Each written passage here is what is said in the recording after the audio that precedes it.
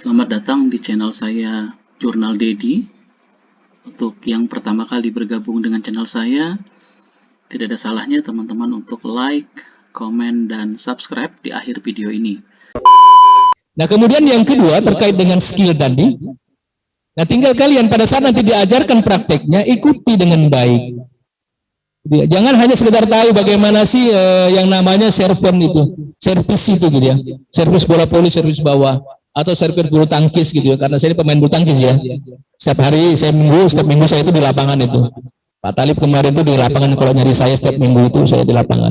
Bagaimana sih serven yang betul itu? Diikuti itu. Ya syukur-syukur bukan hanya sampai di situ, tapi sudah jadi mau jadi pelatih atau wasit bola voli, wasit bola bulu tangkis, wasit basket gitu ya. Itu yang paling penting. Gitu loh. Jadi nggak usah banyak-banyak, nanti apa-apa saya ambil semua, Pak, nggak usah begitu. Cukup satu, ambil satu bela diri, satu cabang olahraga, selesai urusannya. Dia. Kita punya pengalaman 3-4 tahun yang lalu, itu ada penerimaan saya sama Pak Wakili ini, Wakil Rektor 3 ini, kami ke Pasir, PPU, sosialisasi penerimaan mahasiswa baru. Itu di sana itu ada penerimaan guru, itu yang dicari dari berapa itu, hampir 120 gitu ya, guru yang diseleksi, yang dibutuhkan itu 6 guru, gitu ya. 4 itu dari IKIP yang lulus. 2-nya dari perguruan tinggi Jawa 1, Mula Warman 1. 4 ini dari IKIPGRI. Kenapa 4 ini ternyata punya sertifikat semua? Ada yang basket, wasit basket, bola voli, wasit basket, pelatih basket. Ada yang punya bola voli. Gitu loh. Jadi itu kompetensi namanya. Itu masuk nanti juga di dalam SKPI, surat keterangan pendamping ijazah namanya. Di situ akan dibaca gitu ya, bagaimana kompetensi kita yang kita miliki itu. Di situ terbaca dia. Oh, ini mahasiswa ternyata punya sertifikat pernah debat internasional bahasa Inggris sampai ke Malaysia gitu. Oh, itu dicari yang begitu. Sangat-sangat tidak profesional kalau ada di daerah mengambil orang yang tidak punya sertifikat dengan yang punya sertifikat gitu. Misalnya kepala dinasnya ada seleksi, ini mau diangkat guru honor, dia pilih yang tidak punya apa-apa gitu loh, itu tidak proporsional namanya. Tapi kalau yang dia pilih dengan ada sertifikat, itu nanti memajukan daerahnya, memajukan sekolahnya gitu. Ya, enggak gampang dapat sertifikat itu. Dia. Memang segampang itu orang bimbing salabim dapat sertifikat gitu, enggak bisa. Itu ada tahapannya, bagaimana dia berlatih, bagaimana dia menerapkan keilmuannya, kemudian bagaimana dia bertanding, baru dapat sertifikat. Untuk itu maka setiap orang dapat sertifikat, dapat penghargaan, gitu ya. Kalau saya dulu serius juga main bulu tangkis, Pak ya, saya dapat jadi atlet bulu tangkis itu kan juara Olimpiade, saya dapat berapa? M2M gitu ya. Tapi karena saya tidak serius kan saya nggak bisa masuk saya. Nah itulah yang kita lihat dengan kompetensi. Jadi semakin tinggi tingkat kompetensi seseorang, maka semakin tinggi pula tingkat penghargaan itu diberikan. Tinggal kita kalau begitu ya, mau nggak dihargai begitu. Kalau kita biasa-biasa saja, ya orang juga menghargai biasa-biasa saja. Tapi kalau kita luar biasa, orang menghargainya juga luar biasa. Gitu ya. Itu kuncinya. Itu. Makanya saya dari awal tadi jangan datang dulu dengar diam pulang. Gitu ya. Bikin dah apa yang bisa kalian angkat potensinya. Saya kira itu. Terima kasih. Yes, terima kasih juga waktunya Bapak. Ini ada satu lagi pertanyaan yang menurut saya bagus Pak, pertanyaan terakhir dari Josias Fernandes dari Prodi PVTO. Yang ditanyakan adalah apa yang dimaksud dengan penelitian dan apa yang dilaksanakan pada saat penelitian, Pak.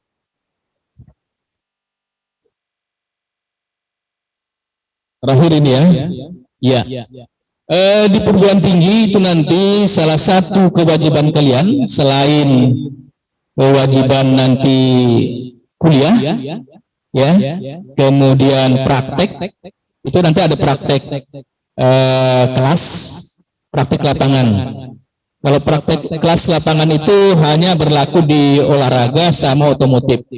Tapi kalau praktek lapangan, kelas dan lapangan itu otomotif sama otomotif tidak ya, tidak ada yang di lapangan, di laboratorium, gitu ya, di bengkel. Tapi kalau di ekonomi itu hanya ada nanti di kelas prakteknya. Jadi kuliah, praktek, kemudian pengabdian masyarakat tadi digandeng oleh dosen kalau diajak ikut.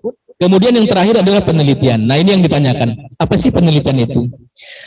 Penelitian itu sederhananya adalah satu aktivitas metodologi yang mencoba mengkaji satu permasalahan, ya, satu permasalahan kemudian dicoba untuk diteliti oleh mahasiswa. Tentu saja didampingi oleh dengan 2 dosen pembimbing. Nah itu yang nanti disebut dengan tugas akhir, ya. Kalian sering dengar istilah skripsi gitu loh ya. Nah itu penelitian itu. Yang disebut dengan skripsi itu adalah penelitian. Nah itu diawali dengan tahapan bagaimana menulis proposalnya. Biasanya ada mata kuliah, nggak usah takut gitu ya. Nanti ada mata kuliah metodologi penelitian namanya. Kebetulan saya juga mengampu itu hampir 20 tahun mata kuliah itu. Mata kuliah metodologi penelitian 1, mata kuliah metodologi penelitian 2 dan seminar. Gitu ya. Nah, itu yang saya pegang mata kuliahnya. Nah, penelitian itu diajarkan bagaimana mulai mencari masalah. Gitu ya. Kita ulang ini nanti lewat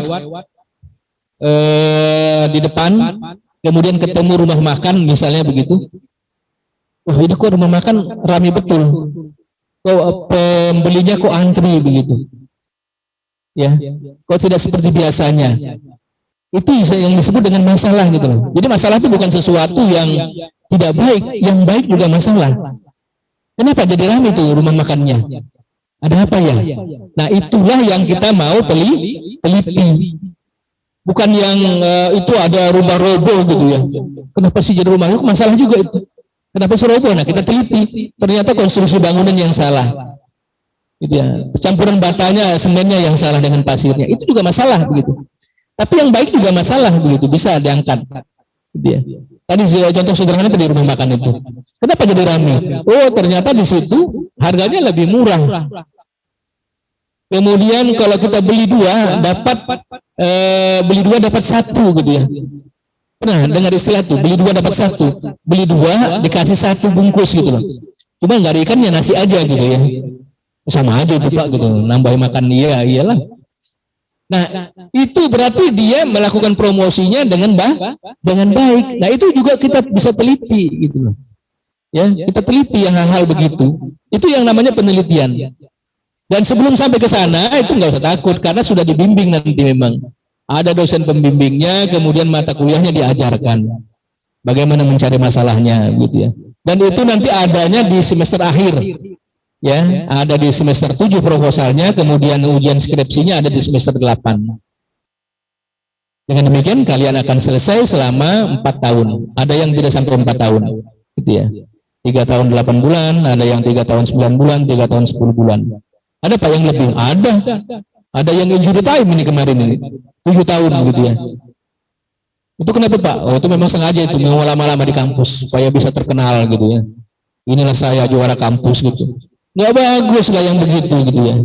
Jangan mau jadi juara kampus gitu ya. Juara paling lama di kampus bahasanya sampai 7 tahun. Tapi dari itu bisa Pak, nggak boleh. Masa studi di kampus itu hanya 7 tahun atau 14 semester. Ya. Kalau D1 itu 2 tahun, D2 itu 3 tahun, D4 itu 5 tahun, D1 itu 7 tahun. Sama dengan S3. Doktor itu hanya 7 tahun, 14 semester. Lebih dari sana harus di BO namanya.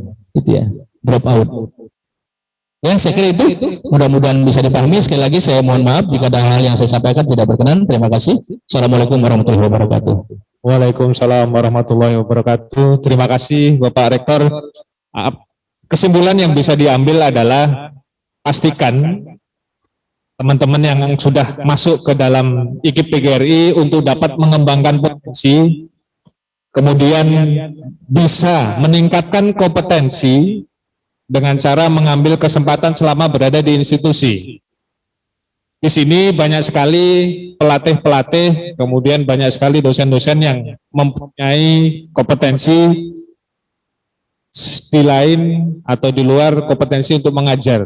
Jadi apabila kalian ingin meningkatkan kompetensi di bidang yang kalian suka, silahkan cari di sini, kita belajar bersama, kita menjadi orang yang nanti akan bisa membanggakan institusi dan mungkin membanggakan buat diri sendiri.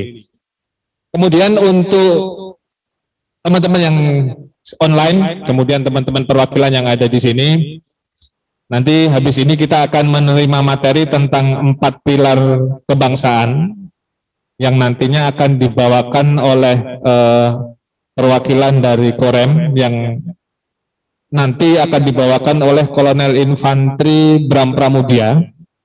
Jadi nanti pastikan kalian paham apa yang dimaksud dengan 4 pilar. Kemudian untuk tema dan caranya bertanya masih sama, silahkan nanti aktif via chat yang ada di Zoom. Kemudian nanti habis ini akan ada Pak Didik Cahyono yang beliau akan mengantarkan materi 4 pilar kebangsaan dan menemani narasumbernya, kemudian memandu acaranya. Terima kasih dari kami, saya ucapkan beribu-ribu mohon maaf apabila terdapat silaf kata, dan pastikan lagi, mari kita kembangkan potensi, kita tingkatkan kompetensi di IGI PGRI. Terima kasih atas waktunya. Assalamualaikum warahmatullahi wabarakatuh.